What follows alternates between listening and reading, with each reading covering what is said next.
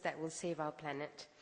I would now like to invite Mr. M.R. Chandran, Advisor to the Executive Board of the Roundtable on Sustainable Palm Oil, to address us on agriculture, commodities and sustainability.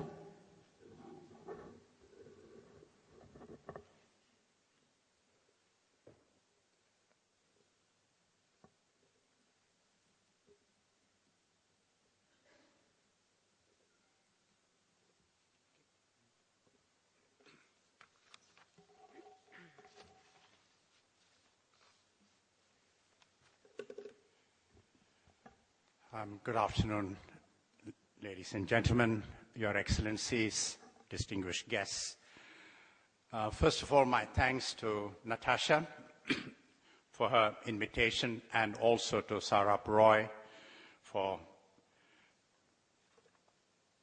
allowing me to share my thoughts on a subject which is literally the old economy.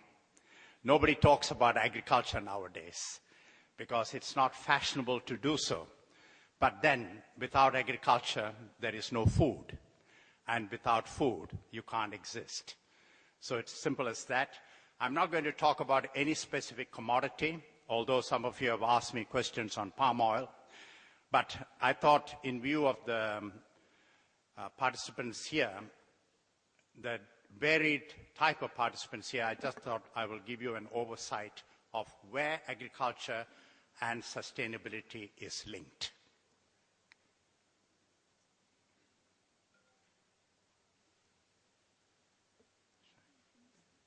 Let's go to the extended.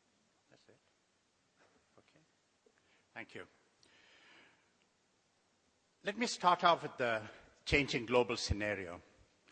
I think one needs to understand, unless there is change at the top level, unless there is a change in the economy that we have been used to, we are not going to make progress.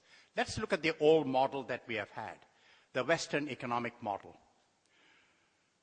Now, this free market capitalist economy is now over, thanks to the collapse of the banks. Why? Because it has failed to provide the solutions to climate change and global warming, environmental sustainability, energy and water security, maternal health care, one of the Millennium Development Goals, primary education, rising unemployment, national, international security issues. So the demise of the popular but unsustainable business model now seems inevitable. Why? The old model has failed to eradicate the greatest challenge that we face. And what is that? Extreme poverty. Mahatma Gandhi once said, the pollution of poverty is the deadliest form of violence. And that is what we are seeing in the troubled areas of the world. So we need a new model that focuses on low carbon growth. You have heard that from other speakers. And provides green jobs, creating a recovery through innovation-led economy. When we talk about low carbon future, just remember this. Mother Nature doesn't do bailouts. Only governments do bailouts. I was fortunate to be on a panel with Dr. Nicholas Stern, the former British Secretary, who came up with the Stern Report in Hong Kong at the Climate and Carbon Conference in 2008. And this is what he said. The risk of inaction over climate change far outweigh the turmoil of the global financial crisis. So he said, we need to bring about a new, greener, carbon-reducing world order. Message, boost demand by focusing on low carbon growth in future. But look at the stimulus packages that has been given by countries all around the world.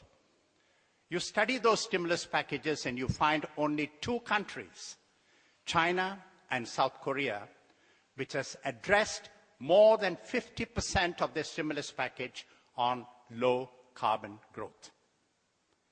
Looking at green technologies, China and South Korea, not the United States, not Europe, China and Korea. They have got their act together because they are seeing the future as it should be seen. So sustainability is now the #1 global business challenge. Now, key part of the challenge is the tension between emerging social values and the traditional forms of value creation. So what we need to do is we need to restructure the entire economic model, which wipes away the old way of doing business. It is a catch-23 situation. Now, catch-23 was coined by the Washington insiders way back in 1970s for problems far more complicated than catch-22. Now, what is the catch-23 agenda? Business has 3 dimensions. Economic prosperity, they know something about that. Environmental regeneration, which it does not. Social equity, that always used to be government's responsibility. Now, together, these 3 pillars make up the triple bottom line. The 3 Ps, people, planet, and profit. But remember this, without profit, without creating wealth, you cannot look after the people and the planet. So we go to agriculture and sustainability. This is the total land area of the globe, 13.4 billion hectares. What is capable of supporting agriculture? 4.2 or 31%. What is used today? 1.5 billion hectares. So the question is this, do we let the world go hungry, or do we commit ourselves to sustainable practices so you strike a balance between ecology and economy within the framework of agricultural operations? There are 2 ways of increasing agricultural produce: grains, oilseeds, edibles, etc. One, you increase the cultivated area, which is environmentally sensitive today, clearing forests, opening up wetlands, or you develop technologies to boost the yields. The famous American scientist Jared Diamond called the invention of agriculture the worst mistake in the human race. Now, even the FAO agrees. Look what they had to say. Yes, we have increased food production, but at a very high environmental cost. And remember this, that trade in food accounts for or is a major cause of climate change. Trade in food. This is the projected world population. Look at it, world 40%, high income only 2% increase, low income 49%. Africa will double their population in 40 years' time. Look at the rest of the countries. Europe, you're seeing a 10% less in population. This is the UN medium projections. And 97% of the increase is going to come from the developed world, less developed worlds. So food demand will double, most of it through trade. This is an OECD report, whether you look at meat, dairy, cereals, oilseeds, or sugar, the trend is upwards because of higher income levels. But the interesting thing is this, if you want to produce this food by clearing additional land, then you will have to clear 2/3 of the existing forests. And we only have 3 places left in the world: Borneo Island, the Congo, and the Amazonia.